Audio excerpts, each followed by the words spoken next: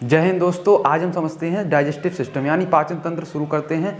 तो उससे पहले मैं आपको बता दूं, अगर मैंने कुछ गलत बोल दिया हो तो उसके लिए मैं क्षमा चाहता हूं, क्योंकि कैमरे के सामने आते ही कुछ इतनी दिमाग में इतनी चीज़ें चलने लगती हैं कि कुछ समझ में नहीं आता क्या क्या बोलना चाहिए।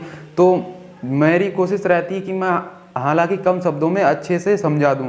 तो आप कृपया करके कि इस चीज़ को अब मैनेज कर लीजिए कि अगर मैं कुछ गलत भी बोलता हूं तो आप कृपया करके उसको क्षमा कर दीजिए अपने छोटे भाई की तरह, ठीक है। तो अब हम समझते हैं भैया डाइजेस्टिव सिस्टम यानी पाचन तंत्र। ये भैया पहले तो आप ये समझिए कि अगर आपने कहीं डाइजेस्टिव सिस्टम पढ़ा है तो उसको भूल जाइए किस जानवर का पेट है ये। हम आपको बिल्कुल नए तरीके से समझाएंगे डाइजेस्टिव सिस्टम यानी पाचन तंत्र। इसमें करना क्या होता है कि जो भोजन है हमारा, उससे ऊर्जा का निर्माण कैसे किया जाए, मतलब ऊर्जा को कैसे उससे एब्जॉर्ब करके और बॉडी के लिए दिया जाए, जिससे कि बॉडी हमारी अनेक कार्य के लिए मतलब चल सके, ठीक है। तो ऐसा तो जो हमारी बॉडी है उसमें छोटी छोटी कोशिकाएं पाई जाती हैं। तो छोटी छोटी कोशिकाओं से जब उनके लिए छोटी छोटी कोशिकाओं के लिए छोटा छोटा भोजन देना बहुत ज़रूरी होता है। तो क्या आपको लगता है कि दांतों से चबाने के बाद हमारा भोजन इतना छोटा हो जाता है कि कोशिकाओं के लिए दे दिया जाए या उसमें कीटाणु रहित हो जाता है? तो ऐसा नहीं है, बड़े टुकड़े को छोटा कर देते हैं, ठीक है। और उससे छोटा करने के लिए हमें ज़रूरत पड़ती है एलिमेंट्री कैनाल की। एलिमेंट्री कैनाल मुख्य गुहा से शुरू होती है और हमारे गुदा तक जाती है, ठीक है। एनस तक जाती है एलिमेंट्री कैनाल। तो डाइजेस्टिव सिस्टम में हमें पढ़ना है दो चीज़ें, एक एलिमेंट्री कैनाल और दूसरी डाइजेस्टिव ग्लैंड्स। जो हमारी जो मतलब एलिमेंट्री कैनाल है, आहार नाल है, तो आहार नाल के पास इधर उधर मतलब साइड से जो ग्रंथियां उसमें पाचन तंत्र मतलब पाचक एंजाइम्स छोड़ती हैं, तो उनको भी पढ़ना है साथ साथ, ठीक है। इसमें हम जितनी पाचक ग्रंथियां, इसमें भोजन जब तक हमारे पेट में है तब तक वो आहार नाल में रहता है। चाहे भले आप भोजन करते ही समझ लो मुख गुहा से शुरू हो जाती है आहार नाल और हमारे एनस तक पहुंचती है, मतलब जब तक आपके पेट में भोजन है तब तक एलिमेंट्री कैनाल में रहेगा, ठीक है। तो अब एलिमेंट्री कैनाल 32 फीट की होती है। कुछ लोग समझते हैं कि एलिमेंट्री कैनाल जो है आहार नाल वो यहाँ से लेकर यहाँ तक है।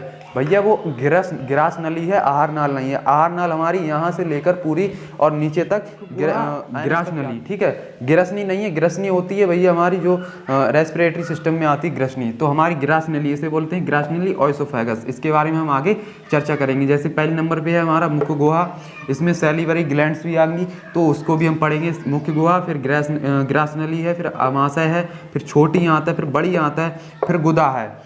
इन सभी के बारे में हम डिटेल से चर्चा करेंगे। तो अब इधर आती है पाचक ग्रंथि यानी डाइजेस्टिव ग्लैंड्स। तो जैसे पहले है लार ग्रंथि जो हमारे मुख्य गुहा में ही स्थित होती है। जठर ग्रंथि जो हमारे पेट के मतलब आमाशय के पाइलोरिक भाग में यहाँ पर कुछ स्थित होती हैं। लीवर और पित्ताशय, जी आप देख रहे हैं यहाँ पर लीवर पित्ताशय है। अग्नाशय, अग्नाशय हमारा ये ग्रंथि मतलब छोटी आंत में कुछ ग्रंथियाँ होती हैं, तो उनको भी हम पढ़ते हैं। तो इसमें पाचन में होता क्या है, पाचन में देखो भैया, पाचन में जल और विटामिन खनिज का पाचन नहीं होता है। मतलब ये इतने छोटे होते हैं कि इनको तोड़ना पॉसिबल नहीं है। तो इसलिए क्या करता है भैया हमारा पाचन तंत्र कि इन सीधे अवशोषित कर लेता है इन चीज़ों को, जल को, विटामिन खनिज को सीधे ही अब्जॉर्ब कर लेता है। पाचन एक फिजियोकेमिकल प्रक्रिया है।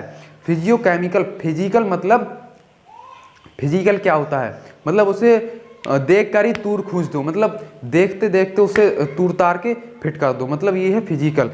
फिजिकल अगर आप किसी को व्हाट्सएप पे अगर आप इमोजी भेजते हो चांटा वाली, तो वो है भैया क्या, सॉफ्टवेयर, ठीक है। और जो आप चांटा ऐसे मारोगे तो वो है हार्डवेयर। तो इसी प्रकार से अगर आप सीधे मारते हो चांटा तो वो है फिजिकल, यानी फिजिकल और केमिकल। केमिकल मतलब रसायन भी इसमें इकट्ठे होते हैं आकर, और फिजिकल मतलब हमारे जो तंत्र है उसकी प्रक्रिया से भी इसको तूरा खूंचा जाता है, ठीक है। इसको छोटे छोटे भागों में तोड़ा जाता है भोजन को।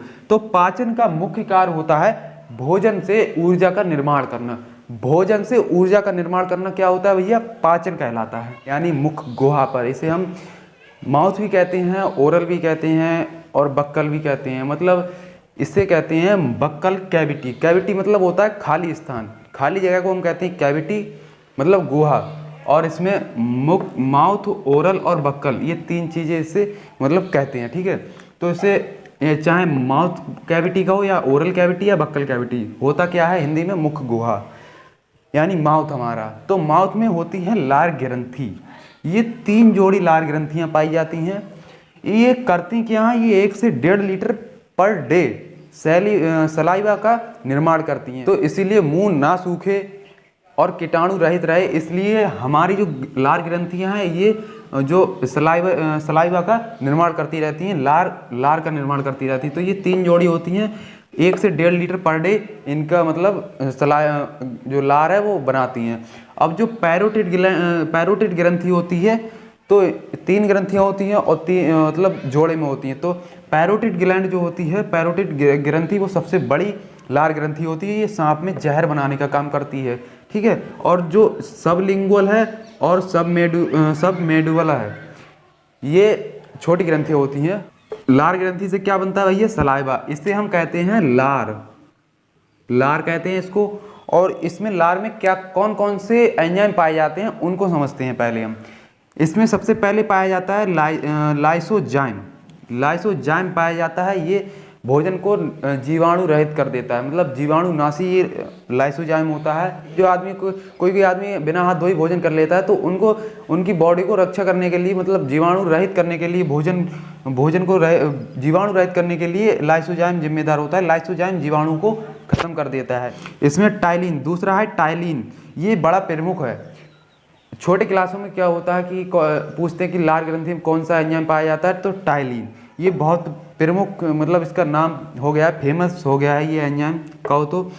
दूसरा है डायस्टेज। ये टाइलिन और डायस्टेज दोनों मिलके स्टार्च का पाचन करते हैं, मतलब मंड यानी चोकर का पाचन करते हैं।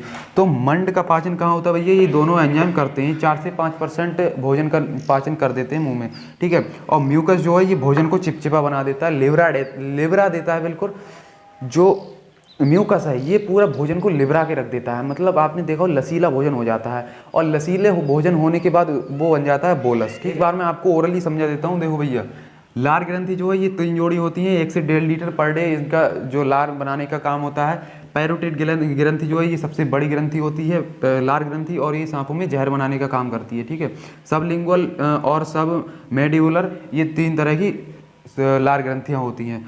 अब लार पे आते हैं, मतलब सलाइवा, ये इन्होंने जो लार ग्रंथियों ने सलाइवा बनाया था लार, उसमें कौन कौन से एंजाइम पाए जाते हैं। इसमें 4 तरीके के एंजाइम पाए जाते हैं।